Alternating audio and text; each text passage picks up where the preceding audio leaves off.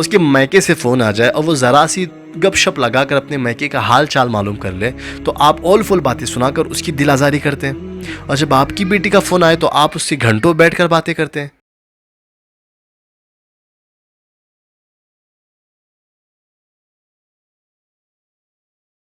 محمد کے غلاموں کا کفن میلا نہیں ہوتا۔ صرف آپ کی ہی بیٹی نہیں تھکتی کام کر کے، دوسروں کی بیٹی بھی تھک جاتی ہوگی،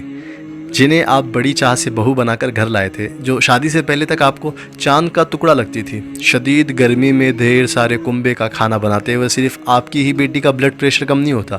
بلکہ وہ بیٹی بھی تھک جاتی ہے جسے آپ نے اپنے گھر کی باورچن اور دھوبن بنا رکھا ہے، جو بالکل مفت میں اپنے شوہر کے بہن بھائیوں، ماں باپ اور آنے والے رشتہ داروں اور مہمانوں کی صبح و شام نوکری چاکری کر رہی ہے۔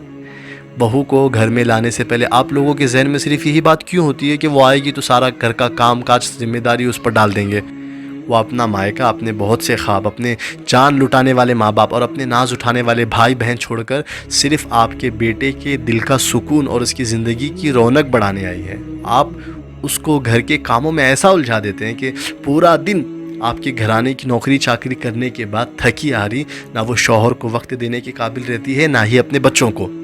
اس کے میکے سے فون آ جائے اور وہ ذرا سی گپ شپ لگا کر اپنے میکے کا حال چال معلوم کر لے تو آپ اول فل باتیں سنا کر اس کی دل آزاری کرتے ہیں، اور جب آپ کی بیٹی کا فون آئے تو آپ اس سے گھنٹوں بیٹھ کر باتیں کرتے ہیں۔ آپ کی بیٹی بھی تو اپنے گھر کے کام کاج چھوڑ کر آپ سے گپ شپ لگا رہی ہے نا، یہ آپ کو برا کیوں نہیں لگتا؟ اس کے ماں باپ اس کی خوشیوں کی ضمانت میں جہیز میں ہر چیز دینے کی ہر ممکن کوشش کرتے ہیں، پھر بھی اگر کوئی چیز کم ہو جائے تو آپ اس کی ساتوں نسلوں کو کوسنے سے باز نہیں آتے، اور اگر آپ کی بیٹی کو سسرال میں 2-4 باتیں سننا پڑ جائیں تو آپ کو لگتا ہے کہ ہماری بیٹی بہت ظلم سہتی ہے۔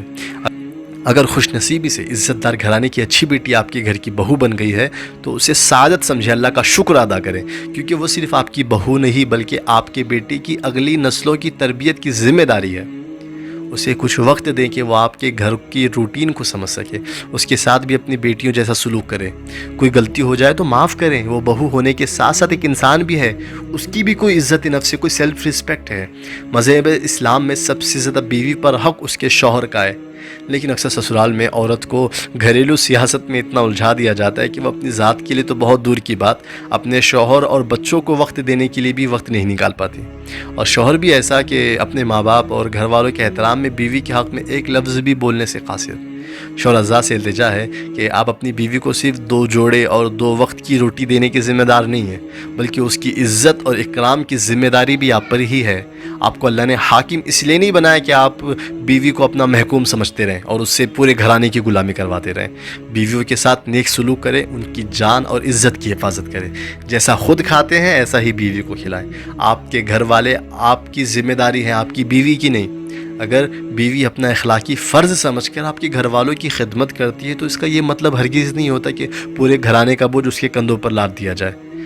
اس کا آرام اور سکون ختم کر دیا جائے۔ خدا را سنبھل جائیں،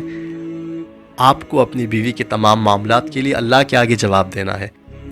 آپ اپنی بہنوں کو ان کے سسرال میں اگر خوش دیکھنا چاہتے تو اپنی بیویوں کے ساتھ بھی ناانصافی نہ کریں، ورنہ مکافات عمل کی چکی بہت آہستہ چلتی ہے، لیکن جب چلنا شروع ہوتی ہے نا تو بہت اچھی طرح پیس کر رکھ دیتی ہے۔ خدا را اپنی بیٹیوں کے مستقبل سے ڈریں، کسی کی بیٹیوں کو اتنی ہی اذیت اور تکلیف دے جتنی کہ جب آپ کی بیٹیوں پر آئے تو آپ برداشت کر سکیں۔